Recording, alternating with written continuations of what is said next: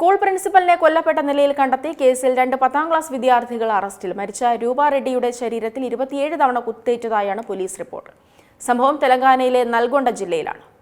ഞെട്ടിക്കുന്ന റിപ്പോർട്ട് പുറത്തുവരുന്നു. സ്വകാര്യ സ്കൂൾ പ്രിൻസിപ്പാലിനെ കൊല്ലപ്പെട്ട നിലയിൽ കണ്ടെത്തിയ വാർത്തയിൽ ഞെട്ടിക്കുന്ന വിവരങ്ങൾ. 48 വയസ്സുള്ള രൂപ റെഡ്ഡിയാണ് കൊല്ലപ്പെട്ടത്. സംഭവത്തിൽ 10ാം ക്ലാസ് വിദ്യാർത്ഥികളായ 2 പേരെയാണ് പോലീസ് അറസ്റ്റ് ചെയ്തിരിക്കുന്നത്. അരുംകൊലയ്ക്ക് കാരണം മോഷണശ്രമമാണെന്ന് പറയുന്നു. 27 തവണ കുത്തേറ്റ നിലയിലായിരുന്നു രൂപ റെഡ്ഡിയെ കണ്ടെത്തിയത്. പ്രിൻസിപ്പാലിന്റെ വീട്ടിൽ നിന്ന് 2.5 ലക്ഷത്തോളം രൂപയും മോഷണം പോയതായും പറയുന്നുണ്ട്. സംഭവ സമയം രൂപയുടെ ഭർത്താവ് രാജേന്ദ്ര റെഡ്ഡി ഹൈദരാബാദിലായിരുന്നു. മരിച്ച രൂപ അമ്മായിയമ്മയുമായി സംസാരിച്ച അവസാന ഫോൺ കോളാണ് ക്രൂര കൊലപാതകത്തിന്റെ ചുരുളഴിച്ചതായി പോലീസ് പറയുന്നത്. അതായത് സംസാരിക്കുന്നതിനിടെ രൂപ ബാബു എന്ന് വിളിച്ചിരുന്നു. ഇതാണ് കേസിൽ നിർണായകമായി മാറിയത്. സാധാരണ രൂപ സ്കൂളിലെ വിദ്യാർത്ഥികളെ വിളിക്കാനാണ് ബാബു എന്ന വാക്ക് ഉപയോഗിക്കാറുള്ളത്. പോലീസിനോട് ഇക്കാര്യം അമ്മായിയമ്മ പറഞ്ഞു. ഈ മൊഴിയുടെ അടിസ്ഥാനത്തിലാണ് പോലീസ് കേസിന്റെ പിന്നീടുള്ള വഴിത്തിരിവുകളിലേക്ക് എത്തിയത്. സ്കൂളിലെ വിദ്യാർത്ഥികളെയും ജീവനക്കാരെയും പോലീസ് ചോദ്യം ചെയ്യുകയും ചെയ്തു.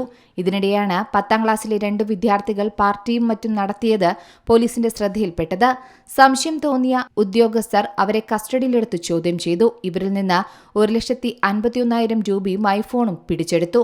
പണം രക്ഷിതാക്കൾ നൽകിയതാണെന്ന് വിദ്യാർത്ഥികൾ തുടക്കത്തിൽ മൊഴി നൽകിയെങ്കിലും ഫോറൻസിക് പരിശോധനയിൽ നോട്ടുകളിൽ രക്തക്കറ കണ്ടെത്തി. പിന്നീട് വിദ്യാർത്ഥികളാണ് കൊല ചെയ്തതെന്ന് പോലീസിന് മനസ്സിലായി. വിദ്യാർത്ഥികളിൽ ഒരാളിൽ നിന്ന് നേരത്തെ പ്രിൻസിപ്പലും സ്കൂൾ ജീവനക്കാരും മൊബൈൽ ഫോണും പണവും കണ്ടെത്തിയിരുന്നു. തുടർന്ന് വിദ്യാർത്ഥി ഹോസ്റ്റലിൽ നിന്ന് മാറ്റാൻ പ്രിൻസിപ്പൽ ഉത്തരവിടുകയും ചെയ്തു.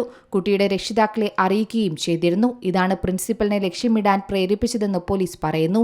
5 ദിവസമായി വിദ്യാർത്ഥികൾ രൂപയെ നിരീക്ഷിച്ചു വരികയാണെന്നും പോലീസ് പറയുന്നുണ്ട്.